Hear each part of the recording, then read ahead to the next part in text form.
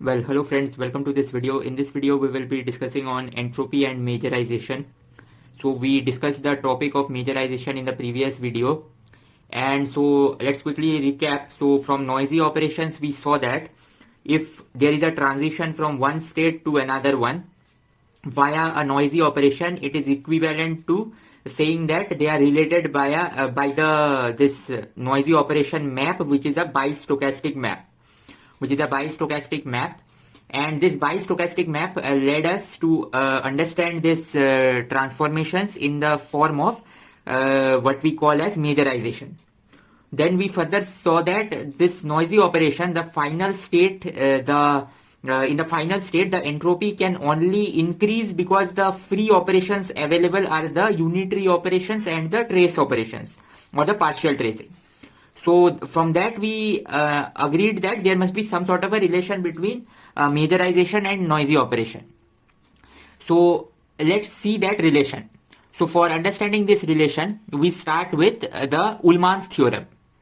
So Ullmann's theorem says that if you have one of the density matrix majorized by the another, so then this implies that, so the majorization in this case means that if you get the eigenvalues of this one and eigenvalues of this one and then form a probability distribution out of those eigenvalues, those probability distributions are majorized.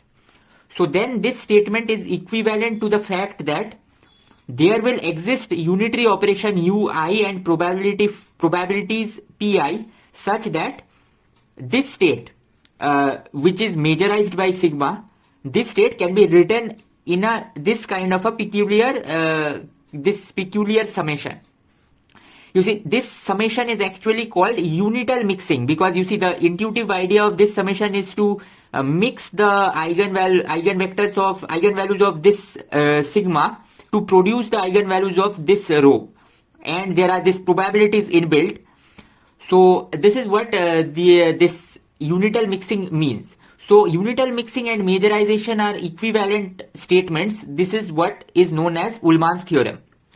Now let us see that if one of the state is majorized by the another, then it means that that state can be written in the unital mixing form of the another by Ullmann's theorem. But now we can take the entropy of both these states. So entropy of this side will be entropy of this state. And now what we use is that we use concavity property of entropy, which I have proved in one of my video. So this concavity property of entropy causes this sign here that we see. And so this still now it was equal to, now it is this greater than equal to sign.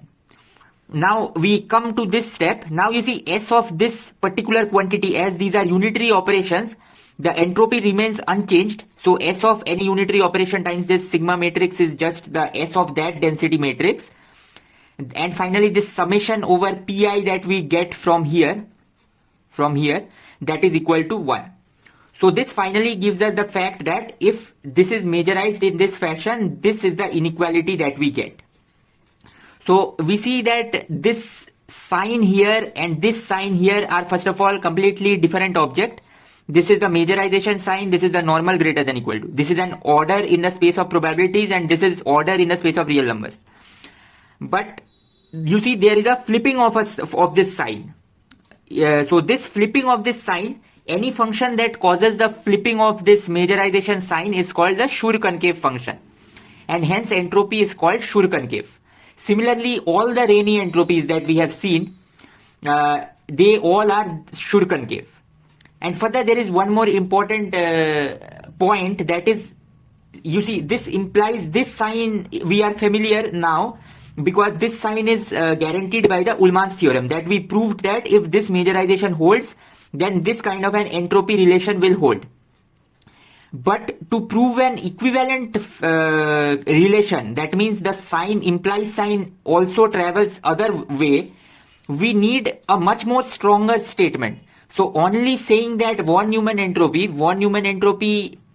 follows this greater than equal to doesn't ensure that there is majorization of this state. Rather, when we can only guarantee that all the Rayleigh entropies are greater than equal to, in other way, if we can guarantee an infinite number of inequalities, each of the inequality associated to a particular Rayleigh parameter alpha, then only we can say that the majorization will hold. So in this sense, majorization captures a very strong statement, whereas the entropy maximization is a very weak statement. So von Neumann entropy maximization is a weaker statement, much weaker statement than majorization. So now let us look at a small example to see that we already have encountered all these things in one form of or another. So let's consider a operation E of rho of this form that we see here. Now what we can say is that E of identity is identity, you can check, and E of sigma x, we can use the relation between the Pauli spin matrices. So this all is for the Hilbert space 2 or the qubit Hilbert space. So E of sigma is E of sigma x is E of sigma y equal to E of sigma z. So now this means that what we can do is we can ask what is E of a arbitrary density matrix rho. So E of rho is of this form. This is the Bloch representation of the density matrix and R is the Bloch vector. But now we can distribute this operation and that will give us E of I by 2 as I by 2. So E of I by 2 is I by 2 plus E of R dot sigma will have sigma x, sigma y, sigma z, but they all are 0 from here. So that means E of rho is I by 2, which is also equal to E of rho. If I put here, I will get this particular thing. So we see I by 2 is of this form and I by 2 can be written in turn of this form, where each of the unitary matrices are the spin matrices and these probabilities are 1 by 4.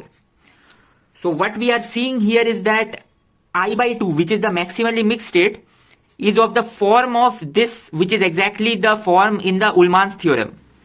So this means that in this Hilbert space H2 or density matrices 2 cross 2, we have seen that I by 2 is always majorized by all the density matrices. And this is an important fact. This should have happened. I mean, the happening of this is not any kind of surprise, because you see, only if this happens, then we see immediately that S of I by 2 is greater than equal to S of sigma. I mean, if this didn't happen, we would have gotten a violation of Klein's inequality, because Klein's equality already assures that S of I by 2 is greater than equal to S of this rho for any rho. In other sense, the I by 2 provides a bound to the von Neumann entropy. So this is the general property of maximally mixed state or of uniform distributions in any dimension. So this was in 2 dimension. In any dimension means what we can write is, so we can write that I by D is always majorized by rho. Actually the inequalities, so I by D is always majorized by rho, and the equality holds only if rho is the maximally mixed state. So so that's all for this video. In this video we discussed about the relationship between entropy and majorization. So that's all.